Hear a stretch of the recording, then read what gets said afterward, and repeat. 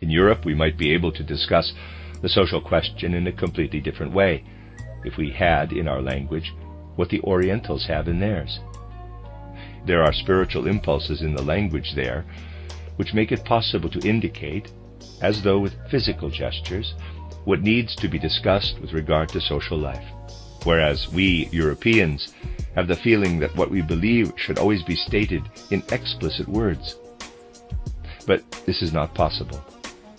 We need to acquire the feeling that what we are really doing when we speak is producing sound gestures that point to things. For with regard to sound gestures, people today still only have any real inwardness when it comes to interjections. They have it a little, as I discussed yesterday, for verbs, a hint still for adjectives, and none at all for nouns. Nouns are completely abstract. And this is why the dead have no understanding for these nouns. When we communicate with them and want to express things in language, they experience gaps. Hence, we have to make ourselves intelligible to the dead by changing what we want to say into real gestures, into real pictures, by not trying to think in words when dealing with the dead, but by trying to think better and better in pictures, in the way I described yesterday. Now, I have to keep saying that what can support us in this inner sensitivity for pictures is what we are trying to introduce as visible speech, namely in eurythmy. In eurythmy, the speech element is translated into a corresponding rhythmic movement, into gesture, and so on. But conversely, we must also learn to sense what we meet visibly to be a kind of language.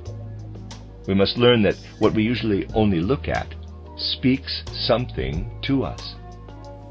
Morning says something different from evening, and midday says something different from night. A leaf sprinkled with dewdrops says something different from a dry leaf. We must learn once more to understand the speech of all nature. We must learn to penetrate further from an abstract gaze at nature to a concrete gaze. Our Christianity must be extended by being permeated, as I said yesterday, by a healthy paganism. Nature must really be something for us once more.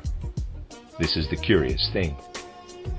In our development hitherto in the fifth post-Atlantean epoch, we have become more and more indifferent toward nature.